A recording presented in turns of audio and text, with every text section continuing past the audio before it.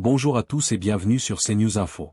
C'est un dossier brûlant qui secoue les chancelleries et les places financières de l'océan Indien. Au cœur de cette affaire, Mami Ravatomanga, l'homme d'affaires le plus puissant de Madagascar, dont l'empire et les mouvements de fonds sont aujourd'hui passés au crible par la justice. Longtemps protégés par une certaine opacité, les circuits financiers transitant par l'île Maurice sont désormais dans le viseur des enquêteurs. Si la France avait dû classer l'enquête faute de preuves en 2018, le vent tourne. Maurice semble enfin décidé à briser le secret bancaire pour collaborer. Blanchiment, détournement de fonds publics et complicité de haut vol. Pour comprendre l'ampleur de ce système et les enjeux de cette commission rogatoire internationale, nous recevons Fanny Rizzoa Ernevo. Elle dénonce une captation des ressources malgaches et appelle les autorités mauriciennes à faire la lumière sur cet argent qui ne serait pas, selon elle, tout à fait propre. Maurice, carrefour financier ou plaque tournante du recel. On tente de comprendre les circuits de l'ombre. C'est le dossier de la rédaction. Maurice au cœur des flux financiers, l'offensive de Fanny Rizzoa Ernevo.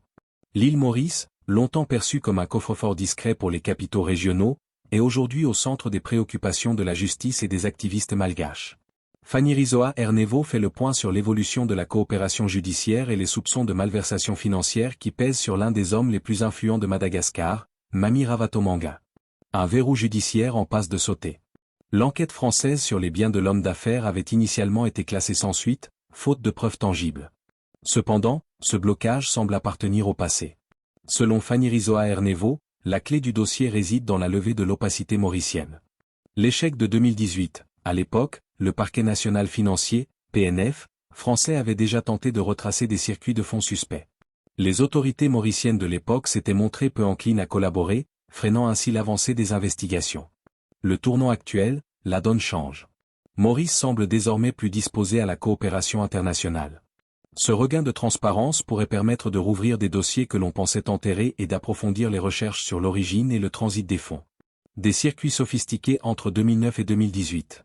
Les investigations visent une période précise, s'étalant sur près d'une décennie. L'objectif est de démontrer comment des sommes massives ont pu être extraites de l'économie malgache pour être placées sur le marché mauricien. Nous possédons des dossiers couvrant la période 2009 à 2018.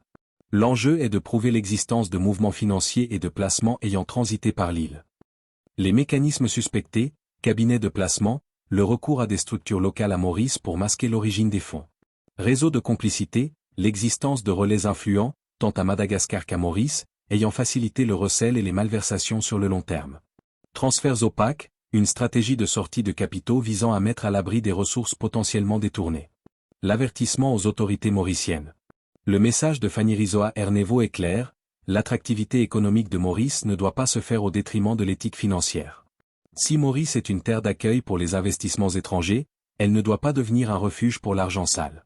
Les griefs portés contre Mami Ravatomanga. L'entretien pointe directement du doigt les pratiques de l'homme d'affaires, qualifiées de graves. Captation de secteurs stratégiques et établissement de monopoles économiques.